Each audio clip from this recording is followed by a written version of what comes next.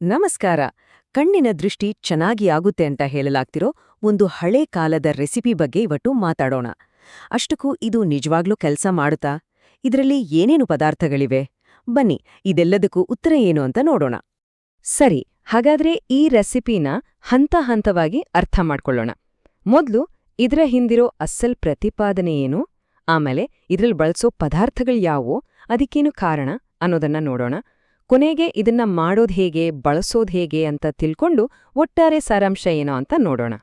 ಮೊದಲನೇದಾಗಿ ಈ ರೆಸಿಪಿ ಹಿಂದಿರೋ ದೊಡ್ಡ ಕ್ಲೇಮ್ ಏನು? ಇದು ಸುಮ್ನೆ ಒಂದು ಮನೆಮದ್ದಲ್ಲ, ಬದಲಿಗೆ ನಮ್ಮ ಕಣ್ಣುಗಳಿಗೆ ಸಖತ್ ಪ್ರಯೋಜನ ಕೊಡುತ್ತೆ ಅಂತ ಹೇಳ್ತಾರೆ. ನಿಜವಾಗ್ಲೂನಾ?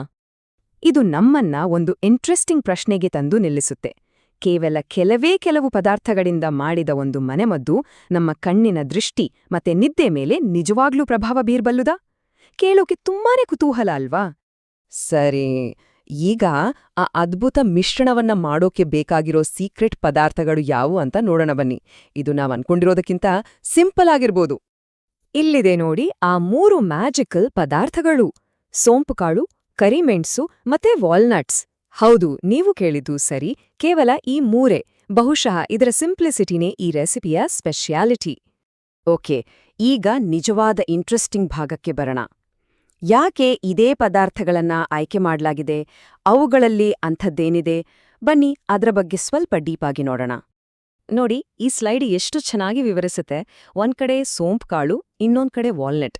ಈ ಎಂಡ್ರಲ್ಲೂಲ ಪೌಷ್ಟಿಕಾಂಶಗಳನ್ನ ಹೋಲಿಕೆ ಮಾಡಲಾಗಿದೆ. ಕಣ್ಣಿನ ಆರೋಗ್ಯಕ್ಕೆ ಬೇಕಾದ ಪ್ರಮುಖ ಅಂಶಗಳು ಇವೆರಡರಲ್ಲೂ ಇದೆಯಂತ ಈ ಮೂಲದಲ್ಲಿ ಹೇಳಲಾಗ್ತದೆ. ಮೊದಲು ಸೋಂಪುಕಾಳಿನ ಬಗ್ಗೆನೇ ನೋಡೋಣ. ಇದು ಅಡಿಗೆಗೆ ಬರೀ ಸುವಾಸನೆ ಕೊಡೋದಷ್ಟೇ ಅಲ್ಲ, ನಮ್ಮ ಕಣ್ಣಿನ ಸ್ನಾಯುಗಳನ್ನ ಗಟ್ಟಿ ಮಾಡೋಕೆ ಮತ್ತೆ ವಯಸ್ಸಾಗ್ತಾ ಬಂದಾಗ ಬರೋ ಸಮಸ್ಯೆಗಳಿಂದ ರಕ್ಷಿಸೋಕೆ ಸಹಾಯ ಮಾಡುತ್ತಂತೆ. ಹಾಗೇ ವಾಲ್ನಟ್ಸ್, ಇದು ನಮ್ಮ ಕಣ್ಣುಗಳಿಗೆ ಹೇಗೆ ಸಹಾಯ ಮಾಡುತ್ತೆ? ಇದು ರೆಟಿನಾ ಆರೋಗ್ಯ ಕಾಪಾಡೋದು, ಕಣ್ಣಿನ ಮೇಲೆ ಬೀಳೋ ಒತ್ತಡ ಕಡಿಮೆ ಮಾಡೋದು ಮತ್ತೆ ರೆಟಿನಾಗೆ ಬ್ಲಡ್ ಸರ್ಕ್ಯುಲೇಷನ್ ಚೆನ್ನಾಗಿ ಆಗೋ ಹಾಗೆ ನೋಡ್ಕೊಳ್ಳುತ್ತೆ ಅಂತ ಹೇಳಲಾಗತ್ತೆ. ಇದನ್ನ ಬ್ರೈನ್ ಫುಡ್ ಅಂತೀವಲ್ಲ, ಹಾಗೆ ಐ ಫುಡ್ ಅಂತಾನೂ ಕರಿಬೋದು. ಆ ಮೂಲದಲ್ಲಿ ಏಜ್ ರಿಲೇಟೆಡ್ ಮ್ಯಾಕ್ಯುಲಾ ಡಿಜೆನರೇಷನ್ ಅನ್ನೋ ಪದವನ್ನ ಬಳಸಿದ್ದಾರೆ. ಅಂದ್ರೆ ಏನು? ಸಿಂಪಲ್ ಆಗಿ ಹೇಳೋದಾದ್ರೆ, ಇದು ವಯಸ್ಸಾದಂತೆ ಬರುವ ಒಂದು ರೀತಿ ದೃಷ್ಟಿದೋಷ. ವಾಲ್ನಟ್ಸ್ ತಿಂದ್ರೆ ಇದರ ರಿಸ್ಕ್ ಕಡಿಮೆ ಆಗ್ಬೋದು ಅಂತ ಹೇಳ್ತಾರೆ. ಸರಿ, ಇಷ್ಟೊತ್ತು ಥಿಯರಿ ಆಯ್ತು. ಈಗ ಪ್ರಾಕ್ಟಿಕಲ್ ಆಗಿ ನೋಡೋಣ. ಈ ಪವರ್ಫುಲ್ ಮಿಶ್ರಣವನ್ನ ಮನೆಯಲ್ಲೇ ಮಾಡೋದ್ ಹೇಗೆ, ಆಮೇಲೆ ಅದನ್ನ ಕುಡಿಯೋದ್ ಹೇಗೆ? ಈ ರೆಸಿಪಿ ಶುರುವಾಗೋದೇ 4 ಟೇಬಲ್ ಚಮಚ ಸೋಂಪು ಕಾಳುಗಳಿಂದ. ಇದು ನಮ್ಮ ಮಿಶ್ರಣದ ಬೇಸಿದ್ದ ಹಾಗೆ. ಈ ಮಿಶ್ರಣ ಮಾಡೋದಿದೆಯಲ್ಲ, ತುಂಬಾನೇ ಸುಲಭ. Just 3 simple steps. ಮೊದಲನೇದು, ಸೋಂಪನ್ನ ಹುರ್ಕೋಬೇಕು. ಆಮೇಲೆ ಹುರಿದ ಸೋಂಪು, ಕಾಳ್ಮೆಣ್ಸು, ವಾಲ್ನಟ್ಸ್ ಎಲ್ಲವನ್ನ ಒಟ್ಟಿಗೆ ಸೇರಿಸಿ ಪುಡಿ ಮಾಡ್ಬೇಕು. ಕೊನೆಗೆ ಇದನ್ನ ಒಂದು ಗಾಳಿಯಾಡ್ದ ಡಬ್ಬದಲ್ಲಿ ಹಾಕಿಟ್ಕೊಂಡ್ರೆ ಆಯ್ತು. ಅಷ್ಟೇ ನೋಡಿ. ಸರಿ, ಮಿಶ್ರಣ ರೆಡಿಯಾಗಿದೆ. ಆದರೆ ಎಷ್ಟು ತಗೋಬೇಕೋ? ಇಲ್ಲಿ ಡೋಸೇಜ್ ತುಂಬಾ ಮುಖ್ಯ. ಪ್ರತಿ ಬಾರಿಗೆ ಕೇವಲ 2 ಟೀ ಸ್ಪೂನ್ ಅಷ್ಟೇ. ಕೊನೆಯ ಸ್ಟೆಪ್ ಅಂತೂ ಇನ್ನೂ ಸಿಂಪಲ್. 1 ಕಪ್ ಬಿಸಿ ಹಾಲಿಗೆ 2 ಟೀ ಸ್ಪೂನ್ ಪುಡಿ ಹಾಕಿ ಚೆನ್ನಾಗಿ ಮಿಕ್ಸ್ ಮಾಡಿ. ಅಷ್ಟೇ, ನಿಮ್ಮ ಹೆಲ್ದಿ ಡ್ರಿಂಕ್ ರೆಡಿ. ಹಾಗಿದ್ರೆ ಇದನ್ನ ಯಾವಾಗ ಕುಡಿಬೇಕು? ಬೆಸ್ಟ್ ರಿಸಲ್ಟ್ ಬೇಕು ಅಂದ್ರೆ ರಾತ್ರಿ ಮಲ್ಗೋಕೆ ಮುಂಚೆ 1 ಕಪ್ ಕುಡಿಯೋಕ್ ಹೇಳ್ತಾರೆ. ಯಾಕಂದ್ರೆ ಇದು ಕಣ್ಣಿನ ದೃಷ್ಟಿ ಜೊತೆಗೆ ಒಳ್ಳೆ ನಿದ್ದೆಗೂ ಸಹಾಯ ಮಾಡುತ್ತೆ ಅಂತ ಹೇಳಲಾಗತ್ತೆ. ಈಗ ನಾವು ಮಾತಾಡಿರೋದೆಲ್ಲವನ್ನೂ ಒಟ್ಟು ಸೇರಿಸಿ ನೋಡೋಣ.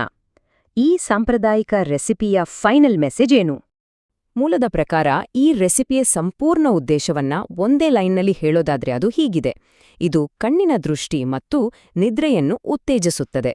ಸರಳವಾಗಿದೆ ಮತ್ತು ಪವರ್ಫುಲ್ ಆಗಿದೆ. ಕೊನೆಯದಾಡಿ ಹೇಳೋದಾದ್ರೆ, ಈ ಮೂಲವು ನೈಸರ್ಗಿಕ ಪದಾರ್ಥಗಳನ್ನ ಬಳಸಿ ಕಣ್ಣಿನ ಆರೋಗ್ಯ ಕಾಪಾಡಿಕೊಳ್ಳೋಕೆ ಒಂದು ಸುಲಭವಾದ ಹಳೆಯ ಕಾಲದ ವಿಧಾನವನ್ನ ನಮ್ಮ ಮುಂದಿಡುತ್ತೆ. ಈ ವಿವರಣೆಯನ್ನ ಮುಗಿಸೋಕ್ಕಿಂತ ಮುಂಚೆ ಒಂದು ಪ್ರಶ್ನೆಯನ್ನ ಕೇಳಿ ಹೋಗ್ತೀನಿ.